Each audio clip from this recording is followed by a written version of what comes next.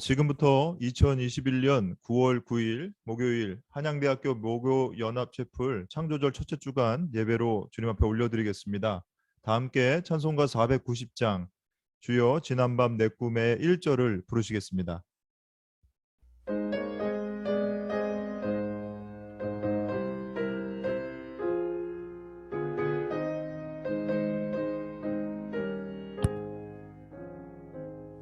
주여 지난밤 내 꿈에 배었으니 그 꿈 이루어 주옵소서.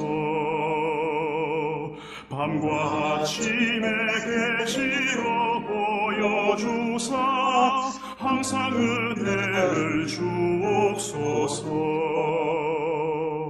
나의 놀라운 꿈 정령감 있기는 장차 큰 은혜 받을 표니 나의 놀라운 꿈 정령 이루어져 주님 얼굴을 배우리라. 자, 이 시간 김정직 학생께서 오늘의 기도로 우리 모두의 기도를 인도해 주시겠습니다.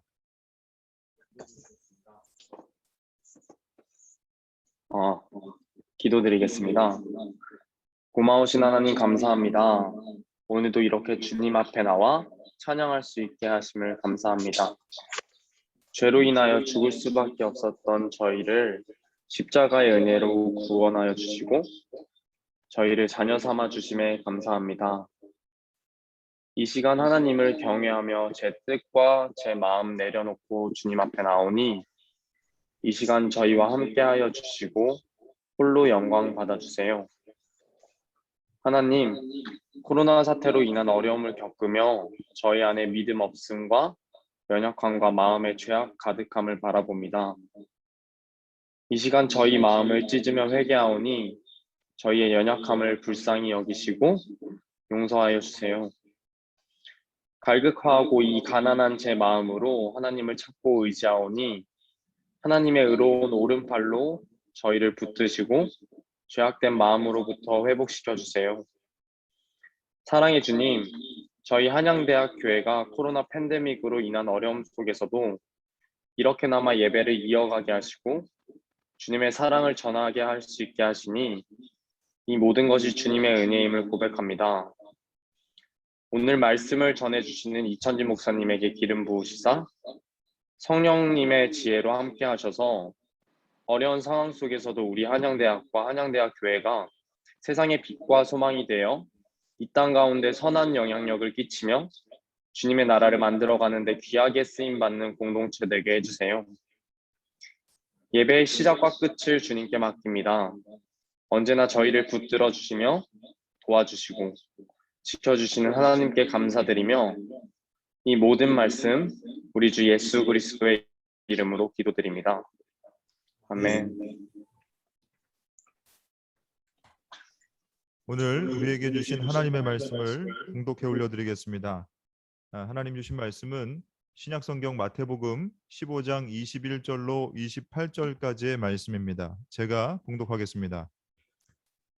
예수께서 거기에서 떠나서 두로와 시돈 지방으로 가셨다.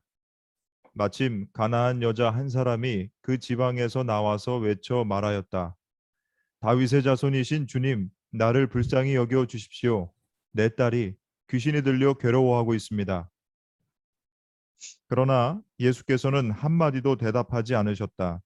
그때에 제자들이 다가와서 예수께 간청하였다. 저 여자가 우리 뒤에서 외치고 있으니 그를 안심시켜 떠나 보내주십시오. 예수께서 대답하셨다. 나는 오직 이스라엘 집에 길 잃은 양들에게 보내심을 받았을 따름이다.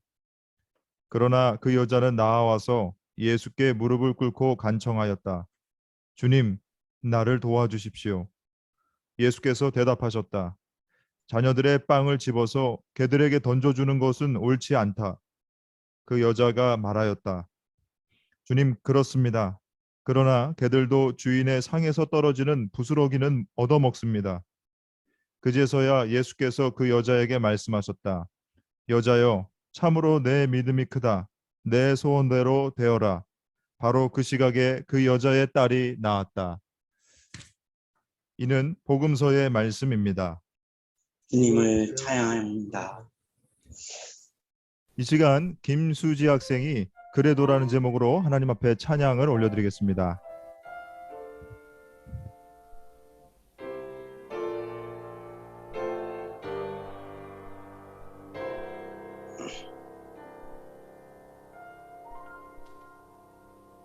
내가 나를 떠나가도 그래도 나는 너를 떠나지 않으며 내가 나를 버려도 그래도 나는 너를 버리지 아니하리라. 내가 나를 떠나가도 그래도 나는 너를 떠나지 않으며 내가 나를 버려도 그래도 나는 너를 버리지 아니하리라. 내가 나를 사랑하지 않아도 그래도 나는 너를 사랑하며 내가 지은 죄 많으나 그래도 나는 너를 용서하리라. 내가 천하고 미련하나 그래도 나는 너를 받으리라. 내가 천하고 미련하나 나는 너를 받으리라.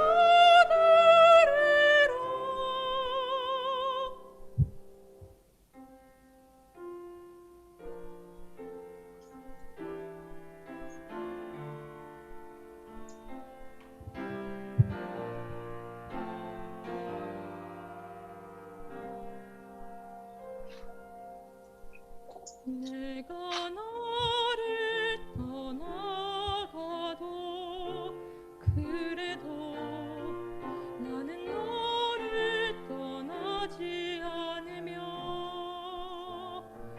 내가 나를 버려도 그래도 나는 너를 버리지 아니하리라. 내가 나를 사랑하지 않아도 그래도 나는 너를 사랑하며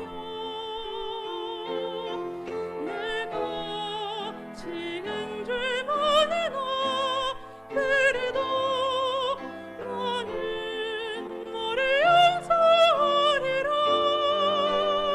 내가 천하고 미련하나 그래도 나는 너를 받으리라. 내가 천하고 미련하나 나는 너를 받으리라.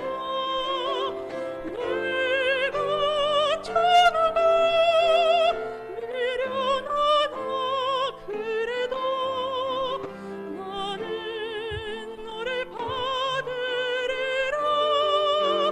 내가 천하고 미련하나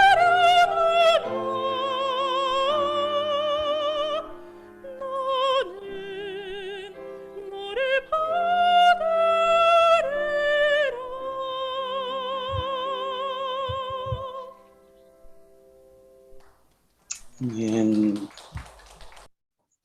이제 우리 학교 교목실장으로 섬기시는 이천진 목사님께서 오늘 본문을 가지고 내 소원대로 되어라라는 제목의 말씀을 증거해 주실 때 이곳에 함께 하신 여러분 모두 주님의 은혜 충만하게 받으시기를 바랍니다. 인사 나누겠습니다. 안녕하세요. 안녕하세요. 안녕하십니까. 안녕하세요. 반갑습니다.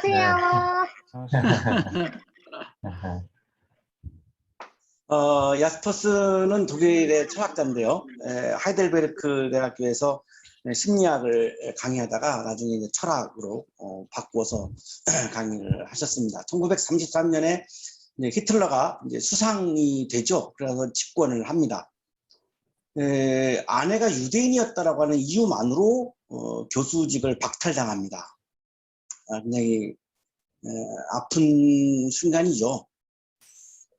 아내하고 숨어 지냈고 이제 체포가 되면은 함께 자살을 하자 이렇게 부인하고 이렇게 약속을 했습니다. 굉장히 아주 낭만적인 면도 굉장히 많으신 분인 것 같아요. 이제 히틀러가 실패하고 이제 독일이 이제 항복하고 난 후에 교수진들 중에서 나치에 협력한 사람들은 이제 학교에서 나가야 된다라고 이렇게 야스퍼스가 주장을 합니다. 그런데 이제 나치하고 타협하지 않은 교수가 거의 없는 거죠. 그래서 야스퍼스의 제안이 실행되지를 않아요. 그래서 야스퍼스는 굉장히 실망을 합니다. 어떤 학자의 양심으로 굉장히 이제 마음에 굉장히 부대낌이 많았던 거죠. 그래서 이제 스위스 바젤 대학에서 이제 교수직을 계속 프로포즈를 해오고 있었고, 그래서 이제 결국은 이제 수락을 하고 바젤 대학으로 이제 학교를 옮깁니다. 이 바젤 대학은 20세기 최고의 신학자인 칼 마르트가 있었던 학교였고, 그래서 세계적으로 유명한 학교가 되었고, 지금도 뭐 세계 랭킹 아주 손꼽히는 그런 대학인데요. 여기에서 이제 교수를 하고 스위스 시민권을 취득을 하고 돌아가실 때까지 독일로 돌아가지 않습니다. 그 상처를 계속 안고 살았던 거죠. 나치에게 협력한 교수들이 계속 남아서 강단에 서서 아이들을 가르친다. 이것에 대해서 동의가 안 되니까 결국은 이제 고국으로 끝까지 돌아가지 않고 바젤에서 최후의 생애를 마치게 됩니다. 야스퍼스는 자기의 이런 삶을 살아가면서 이런 거를 깨달았어요. 내가 변화시킬 수도 없고 피할 수도 없고 내가 아무것도 할 수 없는 영역이 존재한다는 것을 깨달았어요. 히틀러의 집권, 히틀러의 폭정, 히틀러에 의해서 교수직에서 쫓겨나는 등등 자기 이 인생이 내가 뭘 잘못해서 그렇다고 한다면 이해를 하겠는데 그런 상황을 내가 내 힘으로 변화시킬 수도 없고 그걸 피할 수도 없고 거기서 내가 할 수 있는 게 아무것도 없고 내가 잘한다고 해서 내 삶에서 좋은 일만 일어나는 것은 아니구나. 내가 아무리 잘해도 내가 아무리 열심히 해도 내가 아무리 최선을 다해도 내가 아무리 정직하게 살아도 그럼에도 불구하고 내가 어찌할 수 없는 상황이 나에게 다가온다라고 하는 것을 깨달은 거죠. 이거를 한계 상황이라고 불렀습니다. 그런 지situation 한계 상황이라고 불렀습니다. 내가 어찌할 수 없는 상황이 있다는 거죠. 인용하겠습니다. 한계 상황은 나는 항상 어떤 일정한 상황 안에 있는 현존으로서 존재하고 일반적으로 모든 가능성의 총체로 존재하지 않는다는 것이다. 우리 모두는 한계 상황이라고 하는 상황 안에서 살지 상황 밖에서 나가서 살 수가 없다는 거죠. 아직 코로나라고 하는 상황 안에서 우리가 살아야지 코로나 상황 밖에 나가서 우리가 살 수가 없습니다. 우리 친구들이 진로가 불투명한 지금 힘들고 어려운 상황 안에서 살아야지 어느 누구도 한 사람도 이거를 벗어날 수가 없습니다. 아무리 내가 능력이 뛰어나고 내가 아무리 믿음이 좋고 한다 할지라도 이 진로가 불투명한 이 힘들고 어려운 상황, 코로나라고 하는 상황, 이 상황 안에서 살아야지 어느 한 사람도 바깥에 나가서 살 수가 없습니다. 이 한계 상황을 크게 야스퍼스는 4가지로 요약을 했습니다. 죽음, 고통, 투쟁, 죄책. 죽음이라고 하는 상황 안에서 우리가 살죠. 우리 다 죽습니다. 한 명도 예외가 없죠. 고통, 코로나라고 하는 고통, 이거 우리가 어쩔 수 없는 한계 상황이죠. 진로의 불투명이라고 하는 여러분의 아픔, 이거 피할 수 없는 한계 상황이죠. 투쟁, 싸움 속에서 살아간다는 말이에요. 그러니까 안 싸울 수가 없어요. 내가 아무리 고고하게 살려고 해도 안 싸울 수가 없어요. 싸움을 걸어오는 사람도 있고, 나에게 부당하게 나를 대하는 사람들도 있고, 또 이 세상에는 불의함이 있기 때문에 싸움을 벗어날 수가 없죠. 부부도 싸우니까요. 죄를 범하지 않을 수가 없어요. 우리가 아무리 내가 믿음이 좋아도 죄를 범하지 않을 수가 없어요. 이 대표적인 이런 네 가지의 한계 상황을 예를 들어서 설명을 했습니다. 그러고 나서 이 고통에 대한 것 하나만 소개하겠습니다. 죽지 않고도 자기 자신을 상실하는 것, 쇠약해진다는 의미에서의 노년기의 병, 타자의 힘에 의한 파멸과 그 결과로 오는 모든 형태의 노예와 애서의 종속, 배고파야 함, 고통은 현존의 위축이고 부분적인 파멸이다. 내가 꼭 죽음이 아니더라도 우리가 수많은 고통 속에서 살아가죠? 그 중에는 이런 것도 있다는 거죠. 나 자아를 상실하는 것. 내가 없는 거죠. 쇠약해져가지고 나이가 들면은 이제 병이 생기죠. 혈압, 당뇨 이런 게 막 생기죠. 타자의 힘에 의해서 내가 노예가 되어지는 것. 나의 어떤 자율성이 확보되지 않는 것. 히틀러 때 많은 사람들이 이거를 굉장히 아파했고 고통이었죠. 그리고 배고픈 것. 이런 고통이 우리들에게 반드시 있다는 거죠. 자, 이러한 죽음과 고통과 이 죄책감과 싸움 속에서 살아가는 이런 한계 상황을 내가 어찌할 수가 없는데, 그럼 이걸 어떻게 해결할 거냐? 절대자에 대한 신앙으로 이거를 극복할 수 있다고 주장합니다. 내 힘으로는 어떻게 할 수가 없으니까 이제 남아있는 것은 절대자의 개입밖에 없다는 거죠. 인용하겠습니다. 초월적 존재가 실존에게 현현할 때, 자, 우리가 기독교에서 말하면 하나님이 우리가 살고 있는 삶의 현장에 나타나실 때, 현현할 때, 그것은 자체로서가 아니고 하나님 자체가 나타나시는 게 아니라는 거죠. 우리가 하나님의 모습을 볼 수가 없기 때문에 무엇으로 현현하느냐? 암호로서 현현하며, 암호는 초월자를 현저화시키는 존재이다. 암호로 나타나신다는 거죠. 암호로 현현하신다는 거죠. 그 암호가 뭘까요? 하나님의 소리입니다. 더 쉽게 말하면 말씀이죠. 근데 그 말씀은 한국어도 아니고 영어도 아니고 인간의 언어가 아닙니다. 하나님의 언어죠. 그래서 지금 암호라고 하는 표현을 쓰고 있는 거죠. 하나님의 언어입니다. 암호, 말씀을 통해서 오시니까 우리는 그 말씀으로 오시는 하나님을 바라보고, 이게 관상입니다. 하나님을 바라보고, 그리고 신앙하고, 이게 믿음이죠. 그런 과정을 통해서, 그런 통로를 통해서, 신앙의 통로를 통해서 우리는 한계 상황을 극복할 수 있다는 거죠. 왜냐하면 하나님은 전지전능하신 분이니까 나의 한계 상황도 다 컨트롤하실 수 있는 분이기 때문에 하나님을 바라보고 하나님을 믿는 것을 통해서 우리는 한계 상황을 이겨낼 수 있고 극복할 수 있다. 이렇게 주장하는 겁니다. 인용하겠습니다. 초월자는 결코 형상화되거나 신체성으로 나타나지 않는다.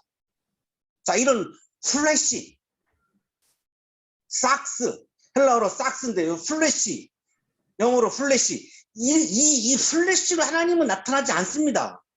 자꾸 하나님의 이런 플래시를 보기를 원하는 분들이 계시는데요. 불가능합니다. 인간은 인간 자신의 언어로 초월자와 의사소통할 수 없다. 저는 이 문장에서 굉장히 은혜를 받은 문장인데요. 내가 나의 이 생각과 나의 이념과 나의 이데올로기와 나의 철학을 하나님께 막 주장을 해가지고는 하나님을 만날 수 없다는 거죠. 그건 하나님의 암호의 세계가 아니라 그건 내 욕망의 세계이기 때문에 하나님의 언어의 세계에 내가 들어가야 하나님의 언어를 통해서, 하나님의 말씀을 통해서, 하나님의 암호를 통해서 하나님을 만날 수 있는 거지. 하나님의 언어에 대해서는 완전히 무관심하고 다 배제해버리고 나의 언어만 막 내세우고 시작하면 하나님을 만나는 것은 불가능하다는 거죠. 인간은 초월자의 암호 해독을 통해서만 그 앞에 설 수 있다. 그래서 우리가 성서 묵상을 하고 말씀 묵상을 하고 그 말씀을 해석하고 또한 말씀을 나누고 저 같은 경우는 또한 그 말씀을 선포하고 이런 일을 하는 이유가 그 말씀을 통해서만 하나님을 만날 수 있기 때문입니다. 이거는 칼바르트의 주장이기도 하죠. 말씀을 통해서만 하나님을 만난다는 겁니다. 우리 그리스도인들이 굉장히 주의해야 될 것이 있는데 내가 주도하는 언어로는 초월자를 만날 수 없다. 내 욕망에서 나오는 막 언어를 쏟아내가지고 하나님을 만나는 것은 불가능하다. 초월자의 언어를, 하나님의 언어를, 그리스도의 언어를 내가 받아들일 때에 초월자를 만날 수 있다. 하나님을 만날 수 있다는 거죠. 자, 근데 문제는 하나님의 말씀 중에 그리스도의 말씀 중에 내가 받아들이기 어려운 말씀들이 있는 겁니다. 자, 이때 우리들의 그리스도인들의 고민이 생기는 거죠. 자, 오늘 마태복음 15장이 오늘 성서 본문인데 한 여성이 등장을 하는데 한계 상황이에요. 딸이 아팠는데 어떻게 할 수가 없어요. 자, 그때 예수님을 만나서 예수님의 소리를 듣는데 이해가 안 가요. 이 여성 보고 막 개래요. 예수님이 막 개라 그래요. 개라고. 그걸 어떻게 받아들입니까? 받아들이기 어렵죠. 그리스도의 암호를 받아들이기가 어려운 거예요. 자, 이 한계 상황을 극복하는 장면의 말씀이 오늘의 성서 본문 마태복음 15장입니다. 주 30년경 30대 초반의 청년인 예수님의 목표와 관심은 무엇이었을까요? 사람을 향했습니다. 예수님의 마음은, 예수님의 목표는, 우리가 지난주에 새로운 학기의 새로운 목표에 대해서 말씀을 나누는데요. 예수님의 목표는 사람을 향하고 있었습니다. 내가 물질을 획득하는 거, 명예를 얻는 거, 권력을 획득하는 거 이런 거 전혀 아니었고 사람들이 사람답게 기쁘게 사는 것, 이것이 예수님의 목표요 관심이었던 거죠. 자, 그래서 갈릴리에 있는 옆에 있는 갈릴리 지역의 게네사렛이라고 하는 한 마을에서 말씀을 전하다가 암호를 전하다가 하나님의 나라가 가까이 왔다. 이게 핵심인데요. 예수님의 암호에 이것을 전하다가 두로와 시돈 지방으로 가신 거예요. 왜 가셨을까요? 두로와 시돈 지방에 있는 사람들에게도 예수님의 마음이 가는 거죠. 그들도 사람답게 기쁘게 살았으면 하는 마음이 있으니까 두로와 시돈으로 가신 거죠. 자, 지도를 보시면은 아래쪽에 제가 원형을 친 것이 게네사렛이죠. 예, 게네사렛에서 자, 이 북서쪽으로 쭉 올라가시면은 두로가 나오죠. 예, 여기까지 쭉 가신 거죠. 이 두로는 현재 레바논의 티레입니다. 티레. 예, 지난 화요일 날 우리나라하고 축구를 한 그 레바논이라고 하는 나라죠. 옛날에는 여기가 페니키아입니다. 페니키아. 영어 알파벳을 만든 페니키아가 바로 여기 레바논입니다. 여기 티레, 이게 두로입니다. 여기까지 이제 가신 거죠.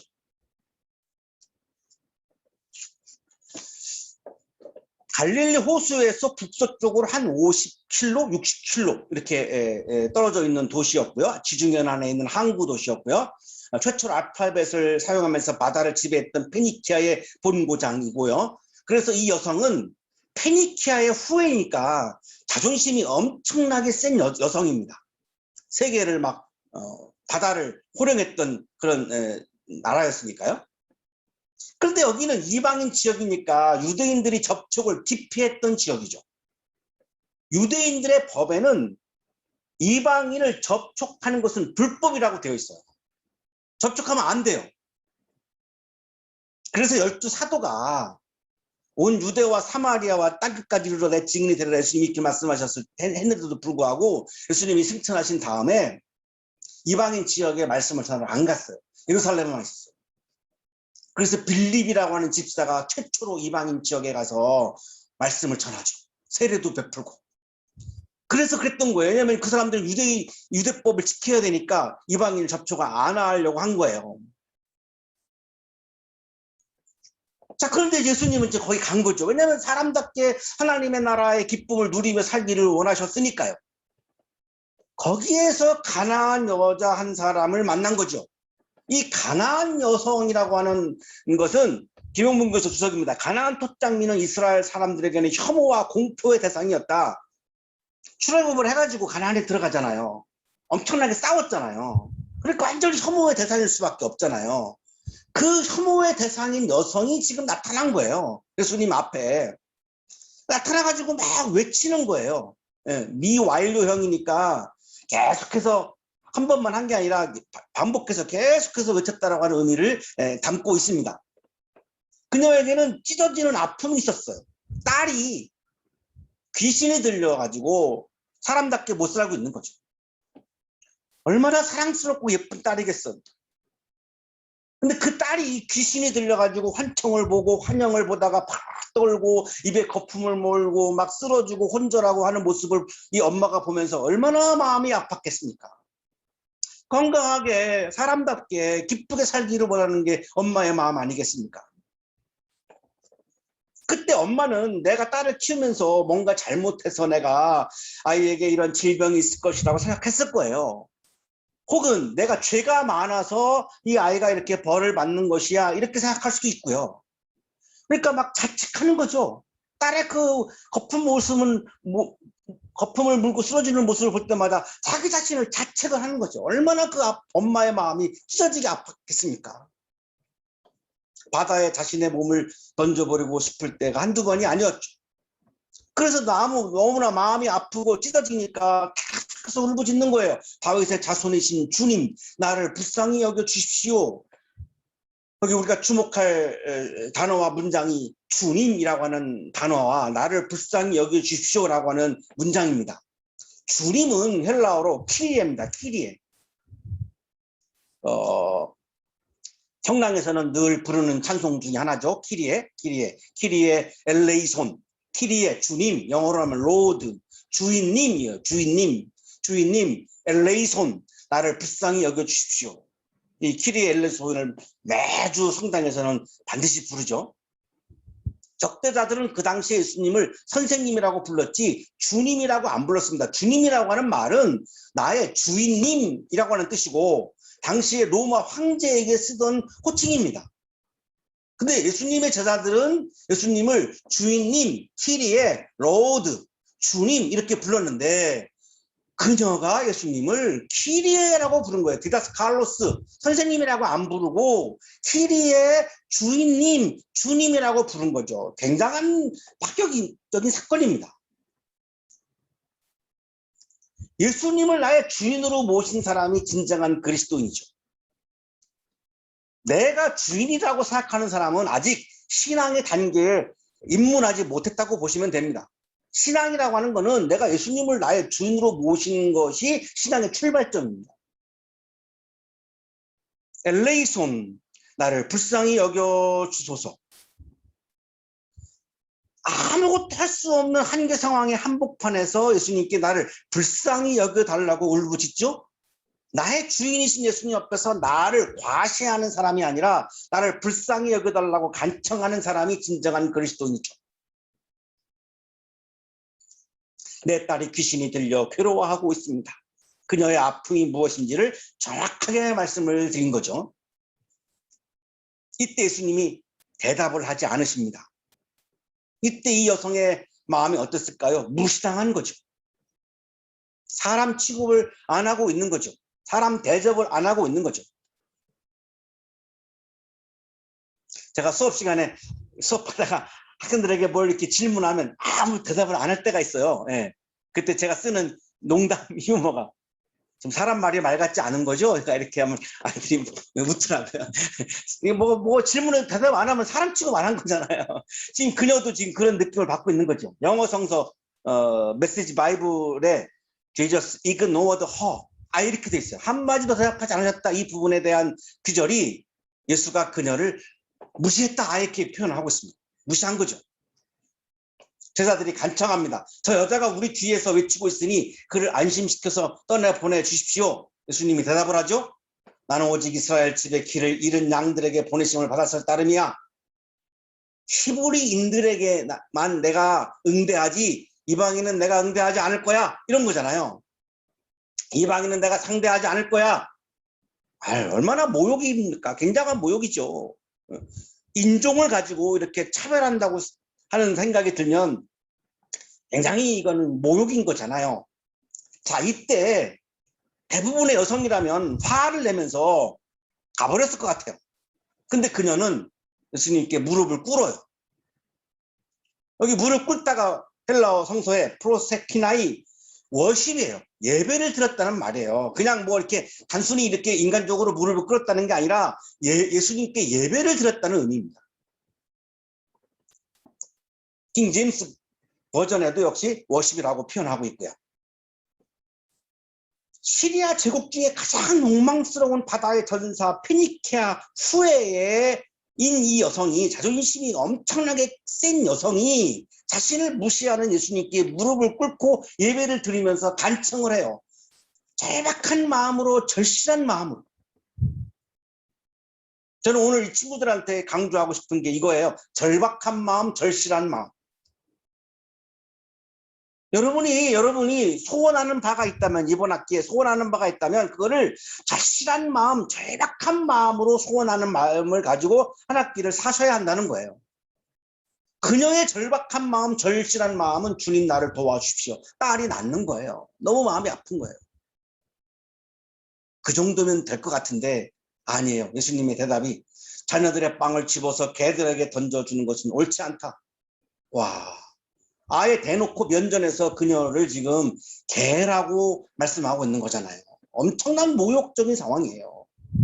그런데 그녀에게 이게 문제가 안 돼요. 왜냐하면 자존심을 다 내려놨기 때문에 문제가 안 돼요. 예수의 암호를, 예수의 소리를, 예수님의 말씀을, 예수님의 창조적 소리를, 예수님의 창조적 발성, 그 세계에 이미 들어갔기 때문에 논리적으로, 이성적으로 그 예수의 소리를 분석하지 않아요. 이미 그냥 예수님 앞에 굴복을 해서 예수님의 어떤 소리도 다 내가 수용하겠다라고 하는 마음을 이미 먹은 거죠.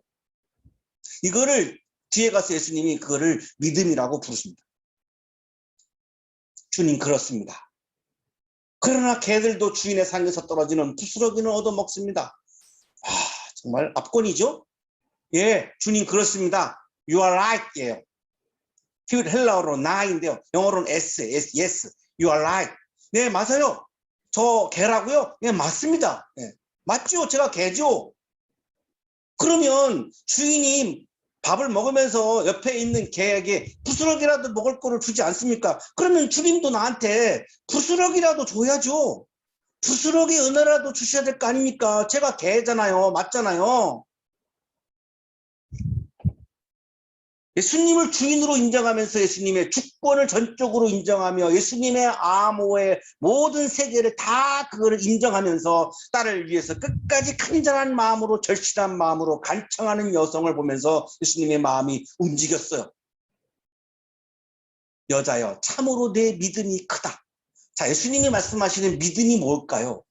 예수님을 주인으로 모시고 예수님의 전적인 주권을 인정하고 예수님의 암호의 소리의 세계를 모두가 내가 다 그걸 인정하고 그 세계에 들어가고 내 말을 주장하는 것이 아니라 예수님의 소리를 다 내가 인정을 하고 절박한 마음으로, 간절한 마음으로 예수님으로부터 부스러기 은혜라도 주십시오라고 간청하는 것, 이것을 지금 믿음이라고 말씀하고 있죠. 그 믿음을 보시고 소원대로 되어라. 호스텔레이스 as your desire. 원하는 만큼, 네가 원하는 것만큼 너의 소원이 이루어져. 내 소원대로 되어라. 그때에 그녀의 소원대로 딸이 나왔습니다. 소원이 현실이 된 거죠. 지난주에 나눴던 지난 학기에 실패했더라도 이번 학기는 새로운 학기니까요. 다른 학기니까요. 여러분 새로운 목표를 세우자고 말씀을 나눴는데요. 여러분 마음속에 있는 여러분의 목표, 여러분의 소원, 그것이 현실이 되어지는 그런 이번 학기가 되기를 바라고요. 그 소원이 여러분이 현실이 되려면 그 소원을 향한 절박한 마음, 절실한 마음을 가지고 예수님의 주권을 인정하고 예수님의 소리에, 예수님의 말씀의 세계에 들어가서 예수님의 말씀을 받으시면서 간절하게, 절실하게 예수님께 여러분의 목표와 소원을 아뢰어서 여러분의 소원이 현실로 이루어지는 것을 경험하는 이번 새로운 학기가 되기를 주님의 이름으로 축복합니다. 기도드리겠습니다. 아멘.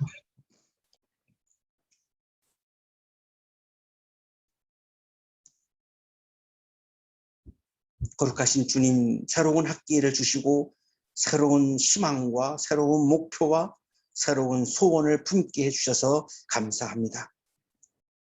우리의 마음속에 있는 소원이 저 자신을 힘들게 할 때도 많이 있습니다. 이루어지지 않을 것 같은 불안감 때문입니다. 주님, 우리의 마음속에 예수 그리스도를 온 우주의 주인으로 인정하고 나의 주인으로 모시는 믿음의 씨앗이 발아되게 하여 주시옵시고, 예수님께서 나에게 찾아오셔서 날마다 말씀을 통하여 나를 만나 주시고 나의 삶을 인도해 주심을 내가 믿고 그 주님 앞에 나의 아픔을 정확하게 말씀을 드리고 절실한 마음으로, 간절한 마음으로 나의 목표와 나의 소원을 아뢰어서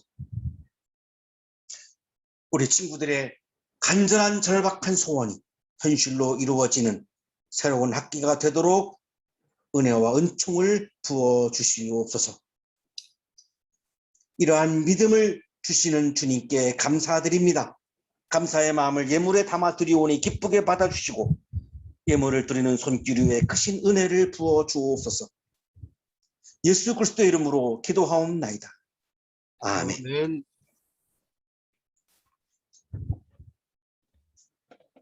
목사님께서 선포해 주신 말씀에 많은 은혜 받으신 줄로 믿습니다. 우리 목요 연합체플 공동체 소식을 전해드리겠습니다. 이번 주는 창조절 첫째 주간입니다. 계속해서 이제 학기가 시작되어서 이제 수업도 진행하시는 교수님들 또 수업 받으시는 학생 모두가 주님 안에서 늘 건강하고 평안하시기를 바랍니다. 우리 교목실에서 이제 간사로 수고하고 계시는 박미래 선생님 모친 되시는 고 주순례 여사님께서 지난 화요일 9월 7일 오후 5시에 소천하셨습니다.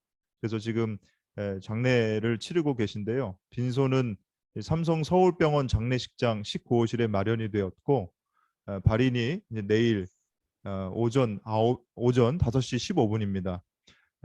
개인적으로 조문하실 분들은 방문하시면 되겠고요. 마음 전하실 곳은 지금 보여드리는 것처럼 여기서 기재해놨습니다. 혹시 문의사항 있으신 분들께서는 전화 사무실로 연락 주시면 답변을 해드리도록 하겠습니다. 자, 이 시간에는 이천진 목사님께서 축도해 주심으로 목요 연합체플 창조절 첫째 주간 예배를 마치도록 하겠습니다.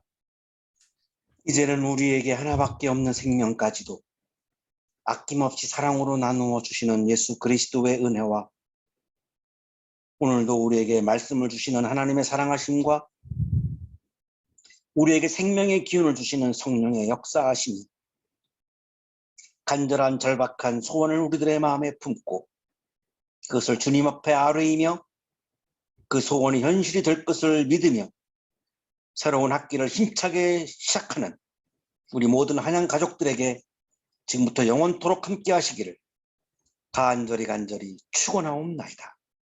아멘.